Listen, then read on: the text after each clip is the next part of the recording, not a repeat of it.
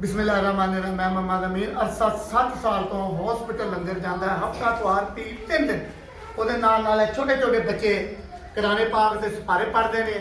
ਅੱਜ एक छोटा बच्चा है, बड़ा दिल खुश होया, उन्हें अजान सुनाई है, बहुत सुथरी आवाज़ च सुनाई है। ਉਹਦੀ खुशी ਦੇ ਵਿੱਚ ਅੱਜ ਇਹਨਾਂ ਨੂੰ ਪਾਰਟੀ ਤੇ ਅਕਸਰ ਦੇਈਦੀ ਹੈ। ਅੱਜ ਇਹਨਾਂ ਦੀ ਫਰਮਾਇਸ਼ ਤੇ ਸਮੋਸੇ ਨੇ। खुश रहन बच्चे, ਤੁਹਾਡੀਆਂ ਦੁਆਵਾਂ ਨਾਲ सारा सिलसिला चल रहा है। अजान सुनने हैं जी, अल्लाह खैर।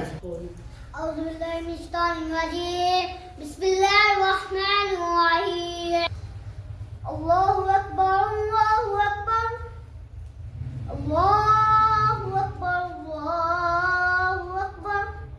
अशहदु अन ला इलाहा इल्लल्लाह, अशहदु अन ला इलाहा इल्लल्लाह, अशहदु अन्ना मुहम्मद रसूलुल्लाह, अशहदु अन्ना मुहम्मद रसूलुल्लाह।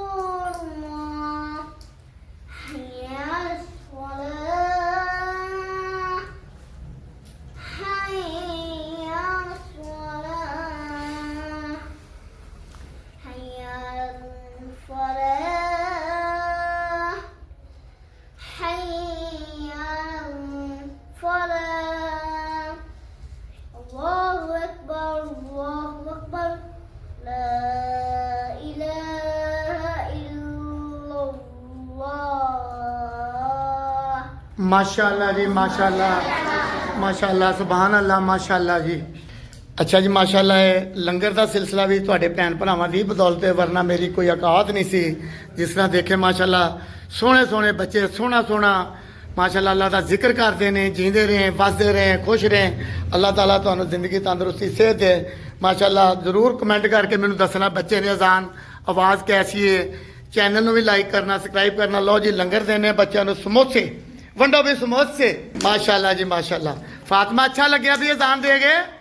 सब नूं अच्छा लग्या? शाबाश शाबाश। लड़ो ना भाई, लड़ो ना भाई। अच्छा हम तेनों इनाम ही मिलेगा तेनों, ठीक है? चलो शाबाश। जल्दी करो, जल्दी करो, जल्दी करो भाई।